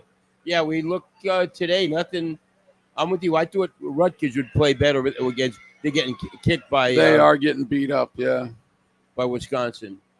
Yep. On the road. One of my picks was Iowa here. I picked against Washington. They were giving Washington like 2.5 or something. They're up by 10. Washington's another weird team. Just don't know how good they are. Really, to tell you the truth, 90% of the country is kind of like that, aren't they? You know, there's a bottom feeder, a bunch that are stink, and then you got the ones at the top that they're really good, and then there's just a bunch of but teams. we thought Alabama was really good. And look at them. Well, I know. I'm just saying, though, that I'm looking at, like, Yeah. you know, some of these teams, I just don't know how good they are. Alabama might be one of them. They may not be that good. Makes me wonder how good Georgia is. Yeah. I mean, well, I think you have to be careful saying, well, this team beat that well, team. that's the worst ever. Yeah, you can't do the transitive property. I mean, that's terrible. You got to be careful doing that. But at the same time, this Alabama team that is getting beat by South Carolina late third quarter was demolishing Georgia in the first half of that game. Now, Right. Georgia came back. Georgia came back. I mean, they took the lead. So, look, I We'll think know more about Ohio State or and Oregon tonight, right? right. Yeah. Well, they're number 2 and 3 in the country, right? Yeah. I mean, And then Georgia, we'll figure out about Texas. We'll figure out more today about Texas. As we go along, we're just going to find out more and more about all these teams as they start playing better teams. But South Carolina is a weird team. They really are. Got a tremendous defensive line, though. Alabama's having a terrible time running the ball on them. And then the quarterback threw how many interceptions? I know he threw one. at the end of the half, that set up a field goal. Set up a field goal. Yeah, it was crazy. What, Maddie? What can you? Internet's not very good right now. There's too many dang on people. But Alabama's numbers. What Milroe is he thrown 2 interceptions or 1? One. He is 11 of 16 for 133 and an interception. Okay. What's the total yards in that game? How about Alabama? Okay, 3:13 left to go third quarter. Alabama has ran it 23 times for 47 yards. Yeah, I'm telling you, South Carolina up front defense ain't bad. No, they're really good up front. And but you know what they say in Alabama? Our offensive line sucks. Well, there's no doubt right? that's what they're saying right now. How about the superstar receiver for Alabama, Ryan Williams? 2 catches, 7 yards. Now he did. I will say he was open for a touchdown and Milroe missed him. Okay. But other than that, South Carolina's doing a great job on him. South Carolina's weird, Al. You're right, man. You know, guys, So weird. I've been thinking about this the last couple of weeks. When the NIL stuff came into effect, one of my biggest worries was a bigger separation between the haves and the have-nots. In other words, Ohio State, Bama, Texas, OU, those type programs that have more donors and have more ability to call on those donors and give NIL deals and things like that. That was my biggest fear. I'm glad guys are getting paid. I just wondered if there'd be a bigger separation between the haves and the have-nots. I don't know that we're seeing that, guys. There may be more parity over the last 2 or 3 years than I can remember. Yeah, look at the Big 12. I mean, teams like Missouri have now. We'll see what they do the rest of the year. I'm just saying, you hear about teams that are not perennial powers that have gotten in the game. Missouri's got a lot of money. NIL stuff. Yeah, a lot of money. Mississippi's another one. Mississippi's got a lot of money, supposedly. Yes, right. But Alabama, no matter what time of the year, what year it is, what date it is, they should not lose to South Carolina on their home field. No, that will be that's embarrassing. That would be horrific. They thought people were upset last week. Yeah, well, they punted the ball. Well, when's the last time they've lost 2 games in a row? Oh, wow. Imagine that. And look who it is. Vanderbilt and South Carolina. It's not like it's Georgia and LSU. Only thing I could think, maybe one of the years they lost to Auburn, went to a bowl game and didn't care and got beat. That's the only way I could ever think they could have lost 2 in a row. Yeah. Well, they lost 2 out of 3, not 2 in a row, but 2 out of 3 2 years ago. Remember, they lost on that game-winning field goal at Tennessee, and then they lost that overtime game to LSU. But they had a win in between. Okay. They probably have not lost many back-to-backs. No, long time. Yeah. Long time. But there's still a lot of time left in the game, so we will see what this happens. is a game that usually Alabama would come back and win, like 28 to 20-22 or something like that. But I don't know. It doesn't really look that good for them. It's a big play here. What is it, 3rd down? Yeah, it's 3rd and 6. If they can control this, and now they're going to get the ball right back. So that at least the defense at least made a play. Absolutely. Because they have not been making many plays. Looks like, according to what I'm looking at, the last time Alabama lost 2 straight games, 2013. Guess who was involved? Oklahoma. You got it. That Like Sugar Bowl Al was said. the second one. Al said they lost to Auburn, right? In the bowl game. There you go, Al. That was brilliant. You hit it right on the money. Yep. OU and that was the game with what's his name? Trevor Knight game. Trevor Knight. Where, by the way, I was at the game. I know, Al, you weren't there. You were on vacation because the game came at a weird time. Yep. But they were not. Alabama was not that fired up. Although I went down on the field, and it was incredible to look at the Alabama players. Their Alabama players were impressive. Well, but OU beat them. That was Derrick Henry's freshman year. And Right. that first drive, I thought, oh, my word, where has this guy been? Because I don't think he was the starter, at least early in that season. And, of course, we know what he went on to do, won a Heisman Trophy and all that. Yeah. Well, OU played great, and Trevor Knight was amazing. And we thought, Baker Mayfield, man, you're an idiot. Moron. That's Why would you come to dumbest OU? decision to make. Yeah. You and I were ripping. Oh, this. my You God, Go yeah. somewhere else, dude. What are you thinking? Yeah. And then, of course, he took over, and Trevor Knight never played again. I remember those are the days we get players on. Baker come on my show, and I go, Baker, there's rumors that you came to school here and because of a girlfriend. He goes, no. He said he was coming to play, huh? Coming to play. Yeah. Yeah. Didn't his girlfriend at the time go to Oklahoma State? I think so. Played soccer up there. Yeah. Yeah. So that bowl game with Trevor Knight was unbelievable. Yeah. Just, They were impressive. Then OU thought they were going to have the next great quarterback. Well, they did in Baker Mayfield. And where did Trevor Knight end up going? Like North Texas? A&M. A&M. That's A&M. right. That's right. A&M. Wow. A&M taking the leftover from OU. That's crazy. Typical of their program. Yeah. Yep. Oh, they're a little better, though. They're better now. I really think if this quarterback plays well, Yep. A&M is a good team. Matter of fact, Yep. you probably say that for a lot of teams. Quarterback plays well, they're pretty good. Iowa's getting ready to go in again against Washington. What is Iowa? Matt, pull up Iowa's schedule because they're better than they've been because their quarterback play is better and their offense is better with the new they coordinator. have a pulse on offense. Yeah, what is their schedule? Who do they play? Because they got one loss, right? They lost to Iowa State. Did they have another loss? No, they also lost Ohio State. Okay, Ohio State. okay. Well, that you They're expect. 3-2. But what are they going to do? They're 3-2. Okay, They win so this they're 4-2. They're playing Washington now. Right. And they're up 20-10, getting ready to score again. Is that what it is? Okay. Let's see. Next week they go to Michigan State. That's a win. It's winnable. Northwestern at home should be a win. Wisconsin at home should be a win. Wisconsin's playing pretty well today. They are, yeah. Yeah, that's true. Yeah, that's right. They go to UCLA. That's a win. They go to Maryland, It's a and then they win. have the Nebraska game at home. Well, they could. I mean, they literally could. They could rip off a 10-2. I wonder if they're going to go get in the tournament at 10-2. Oh boy, they wouldn't have any good wins. No, you're You right. know? But the Big Ten, the only good wins are like, what are the good wins? You beat Penn State. You beat Michigan's okay. Obviously, Ohio State's great. They probably aren't going to lose. I mean, there aren't many good wins in that league. Nebraska, they beat right. Nebraska at the end of the year. That'd be a good win, I guess, wouldn't it? They better get to 10 because I don't think they'll get in at 9-3. Oh, no, no chance at not at 9-3. 3. But Well, 10-2, 10-2, have they'll to have run a the table. chance. They'll have a Yeah. chance at 10-2. They just I don't know. And that's sad if they get in. I mean, because Sure you it don't is. play anybody. No, you're right. You know, But that's Iowa the way it's State going to might be. end I know. Well, in the Iowa Big State Ten, might it end up is. being a Yeah. decent win. I mean, Iowa State's number 11 now. Iowa State wasn't even in the polls when they lost to. Well, no, they lost to them. So, I mean, the two ranked teams that they've played, they've gotten beat. Yeah.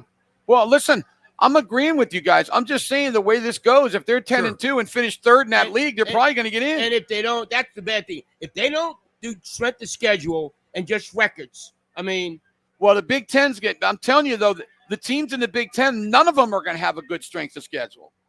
Because when you're playing – now, Indiana's an interesting team, but they don't play Indiana. no, you're right. Indiana's undefeated. So the problem is there's so many bad teams in the Big Ten. So all of their schedules are not going to look very good. Horrible. So, all right. Indiana, yeah. Now Indiana does have Michigan and Ohio State left to Where play. do they play them at? Do you know? They got Michigan at home. They're at Columbus. Okay. Well, they're going to lose. Indiana is off today. They host Nebraska, host Washington, at Michigan State, home for Michigan, at Ohio State, home for Purdue. They could go 11-1. Al. Indiana could go 11-1. They beat Michigan at home. Well, yeah, I don't think Michigan's very No, good. you're right. They could go 11. They could go 11-1. Wouldn't that be unbelievable? Indiana 11-1, guaranteed they're in. That conference just. It's not. I mean, yeah, you got Northwestern. All those teams are just guaranteed wins. Well, you're going to have 3 teams from the Big Ten: Ohio State, Oregon, and Penn State. Are 3 teams getting in. I wouldn't think any more than that. What if Indiana goes 11-1? Well, if they finish ahead of, that'll be the thing. If they finish ahead of Penn State or somebody else. If their only loss is to Ohio State, they go 11-1. They'll get in the championship game. That's the deal, guy. Here's what's crazy about it is because without any divisions, you could have 3 teams or 4 teams tie at 8-1 or 7-2 or whatever. If you get in that Big Ten championship game, let's say you get in that game and you lose to Ohio State by 4 touchdowns, the last memory on the committee's mind is going to be you just looking like you destroyed. Don't belong. Yeah. It in some cases it might be better to not get into the I agree, Matt. title game. I totally agree with you. Totally agree. Well, it's going to be interesting if they got Indiana at 11-1 and those other 3 get in. My goodness, people will go crazy that they're not in. The Big Ten is going to be so mad. Crazy stuff. All right, we got a lot more coming up. Countdown to kickoff. Bud Light Game Time live in the Dobson Fiber Mobile Studios from the State Fair of Texas, right near Gate 5. If you're walking around listening to us, you certainly can come by and see us before or after the game. We got a big old tree out here, Al. It's got a lot of shade, so come on out if it's going to be hot. Get yourself a drink. We'd love to see you. When we return, we'll talk to George Stoya from Sooner Scoop right here on the home of the Oak. By the way, you can watch this show on the app, on YouTube, on Facebook. All you got to do is go to the Sports Animal, and we've got a live stream of the show. We'll be doing it after the game as well. Stay with us on V Sports and Emo.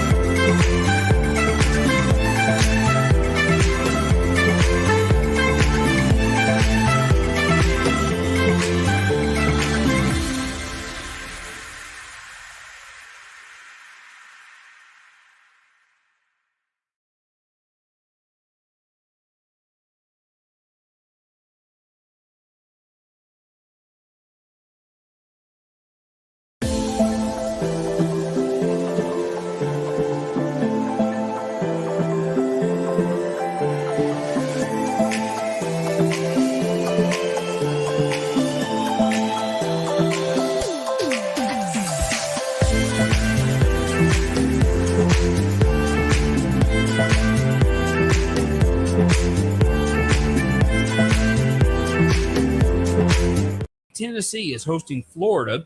6:30, number 2 Ohio State goes to number 3 Oregon, and number 9 Ole Miss is at number 13 LSU.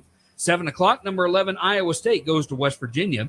9:15, number 18 K-State is at Colorado, and 10 o'clock, number 17 Boise is at Hawaii. Final from last night, Arizona beats number 16 Utah 27-19.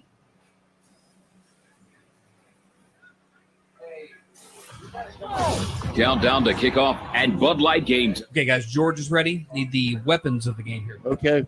Medco, Midwest Engineering and Testing Corporation, Parish Devon Injury Lawyers, Johnny's Charcoal Broiler, Waterloo Trailer Sales. It's time for Weapons of the Game. Sponsored by Travis Watkins, Tax Resolution and Accounting Firm. IRS problems? No problem. Call 405-451-3399. You're up. And we're back. Myself, Al Eschbach, along with Jim Traber here at the State Fair, here in Dallas, Oklahoma, Texas at 2:30 today. Bringing in George Stoyer, who does a great job at Soonerscoop.com. Weapons of the game, George. I'm going to go Michael Hawkins, if OU has a chance today. You're right, Al. I think that's where you have to start with this Oklahoma offense is certainly Michael Hawkins. I think his legs today have to be a difference maker. You think back to last year, Oklahoma was able to find some success in the quarterback run game. And when you talk about having your top 5 wide receivers out again this week, I think that you're going to have to rely on him, and you're going to need some young guys to step up, maybe some unlikely heroes in this game that we've seen in the past. You know, a J.J. Hester or Brennan Thompson. You know, Taylor Tatum is expected to be back today at running back. So those guys are going to have to help Michael Hawkins because you can't do it all today. George, my theme kind of today has been will Seth Luttrell do some different things? In other words, he's had 2 weeks. You every single weekend you can see people running some really cool offenses. What Vanderbilt did to Alabama, UNLV last night, even Arizona State doing some nice things. Is Seth Luttrell going to do some different things for this game? I mean, he has to, Jim. I don't know the answer. I think that everybody is hopeful that he will. And I think you'll see some new wrinkles. I think that, the excuse has been that they haven't had their healthiest offensive line. Well, now they do. And it's going to be the same group that you saw against Auburn. And they've had 2 weeks to prepare. And so maybe they can clean up some of that stuff, add some different wrinkles. I think you're going to see maybe a couple trick plays today. I mean, that seems to always happen in this game. If you're Oklahoma, offensively, you have to throw the kitchen sink at Texas today.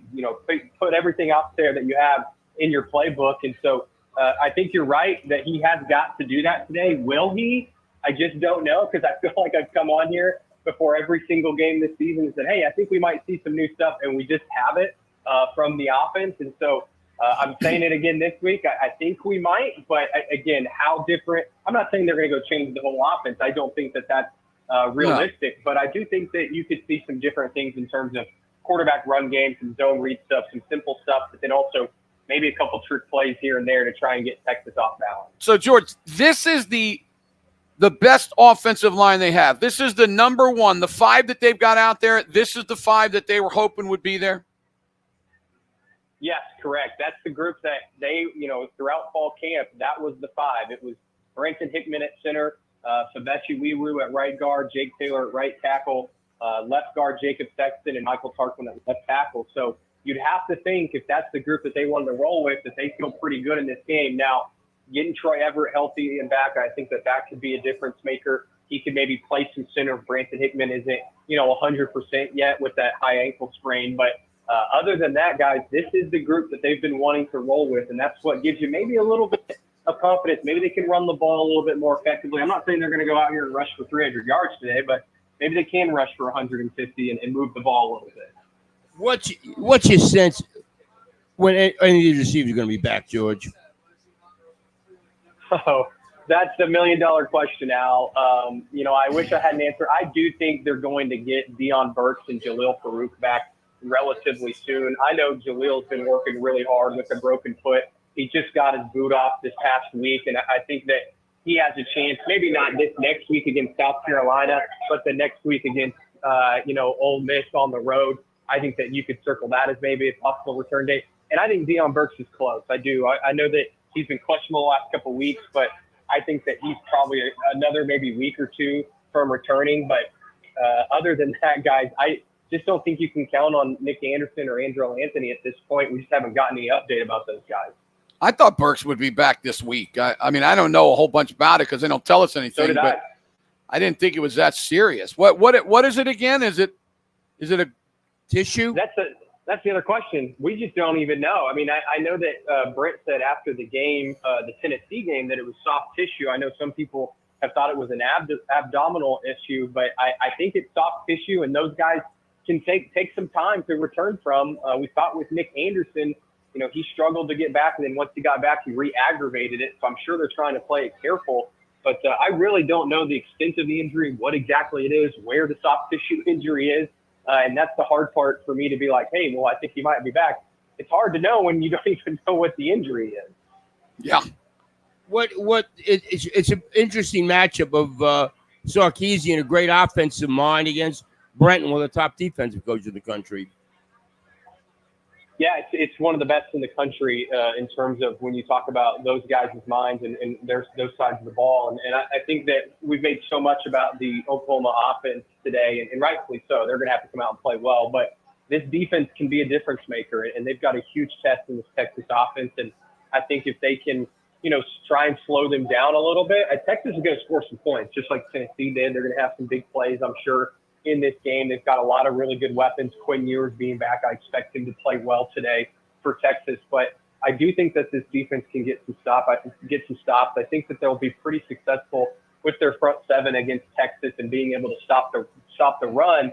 It's can they create a big turnover? Can they get the big play like they did a couple weeks ago with Kip Loose and the pick six? Because the reality is, guys, if Oklahoma wants to win the football game, they're probably going to have either some sort of defensive touchdown, special teams touchdown, or something that sets up this offense with a short field to score some points, because I just don't see this offense going up and down the field today at all to score enough points to win this game. Talking to George Stoya from Sooner Scoop.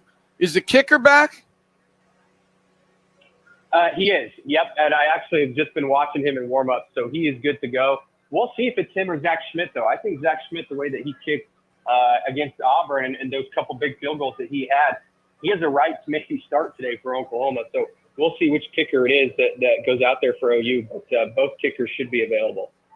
Well, you know, a game like this early, especially when you're an underdog, it's now up 17.5 points, George. It's really important for Oklahoma to do something early or not give up something early. Yeah, look at what happened last year. I think that if they could do something like that, where they get an interception on the first possession of the game and then they're able to punch it into the end zone, they got to do something like that early in this game, something to get the momentum in their favor, start believing that they can pull off this type of an upset, because this is I can't believe the point spread has gotten this big. I know Oklahoma has a lot of issues offensively and that they've got a lot of injuries and guys out, but you guys know this game can be very, very close, and it often is. I think 9 of the last 10 have been one-score football games, and the 1 year it wasn't, Oklahoma didn't have a quarterback. So I think you're right, Al. They've got to be able to jump out early, have something big happen in this game in their favor so that they can kind of hang around, keep it close going into the second half. I mean, if OU loses by 10 or does even better than that, then Vegas is going to lose a bunch of money. I mean, win a bunch of money, excuse me, because all the people are betting on Texas. What are your thoughts on the Ohio State-Oregon game? I like Ohio State, guys. I haven't seen enough from Oregon yet to be a believer. Coming into the season, I was a big believer in Oregon, and that place is going to be rocking. Don't get me wrong. I think that's going to be a really tough place to play. But Ohio State just has too many weapons offensively, and I think they're playing pretty good defensively, too, this year. I think they're going to be able to slow Oregon down. Oregon's had issues with scoring in the red zone. Dylan Gabriel's had a few turnovers down there. And I love Dylan. I hope Oregon goes and wins for his sake tonight. That'd be an awesome win for him. But I kind of like Ohio State. I think that they're possibly the best team in the country right now. Well, South Carolina's giving Alabama all they want to. Alabama just converted a turnover to get a touchdown 2019, but South Carolina is now driving again. That's crazy, guys. And I think that's just life in the SEC. I think that a lot of people are looking at it as, man, Alabama's just not as good this year, which is probably true. I mean, back-to-back weeks like this where they're performing, where they're not performing as well as they should against an inferior opponent. But I also think South Carolina is a pretty darn good football team, and they're coming to Norman next week. So it's interesting to see that they're playing this well on the road against Alabama, in which I get. Alabama's been struggling. They're not playing good football right now, but still, for that South Carolina football team to do that, I think it speaks to how deep this conference is and how pretty much anybody in this conference can beat anybody. Yeah, wait till the OU fans see South Carolina's defensive line next week. I mean, it is top of the line. So it's that'll be a tough game. Almost every one of them is going to be tough, you know. And OU doesn't get Mississippi State, and you can't say something about Vanderbilt now because obviously Vanderbilt's at least a team that you better worry about. So it is not easy. Okay, George, tell us what you think's going to happen here in the Cotton Bowl today. Yeah, I think Texas is just going to be too good for Oklahoma today. Do I think Texas is the best team in the country? I don't know. Probably not, at least not right now. But I do think that they're the more talented team in this game. They're healthier in this game. I think that Oklahoma, with all the injuries they have and starting a true freshman quarterback in this spot, it's going to be really tough for them. I just don't think they have the weapons. But I do think it's a close game, guys. I think Texas wins this something like 27-20, 27-17, something like that. I think Oklahoma hangs around, but in the end, they're just not able to score enough points to win this one. All right, George, thanks a lot. We appreciate it. Thanks, guys. Yep, George Stoya from the Sooner Scoop website. Let's count down to kickoff. Bud Light Game Time live in the Dobson Fiber Mobile Studios from the State Fair of Texas, all driven by Eskridge Lexus. Don't forget now, the second this game's ends, Al Eschbach and I'll be right back on the air to talk to you about it and take phone calls, and it'll be a lot of fun.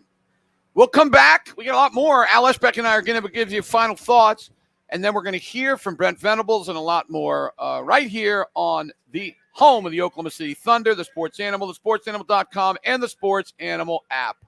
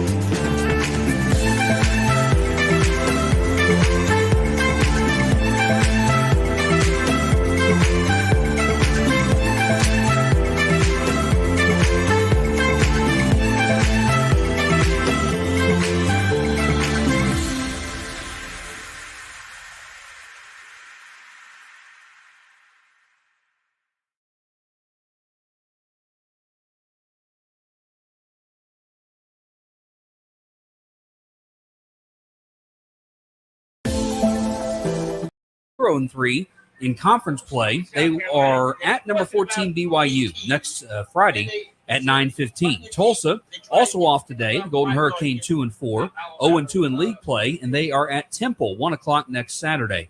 Games in the fourth quarter. Number 7 Alabama leads South Carolina 20-19. Also, number 10 Clemson leads Wake Forest 42-14. Fourth quarter, number 21 Missouri leads UMass 45-3. 2:30 games Not even today. close.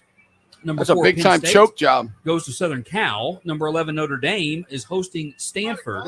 Elsewhere at 2:30, number 22 Pittsburgh home for Cal Berkeley, and number 23 Illinois home for Purdue. They're up. 3 o'clock, number 14 BYU is hosting Arizona. 3:15, number 5 Georgia home for Mississippi State. 6 o'clock, number 8 Tennessee is hosting Florida. 6:30 games. Number 2 Ohio State is at number 3 Oregon, and number 9 Ole Miss goes to number 13 LSU. 7 o'clock tonight, number 11 Iowa State is at West Texas Virginia. girls. 9:15, number 18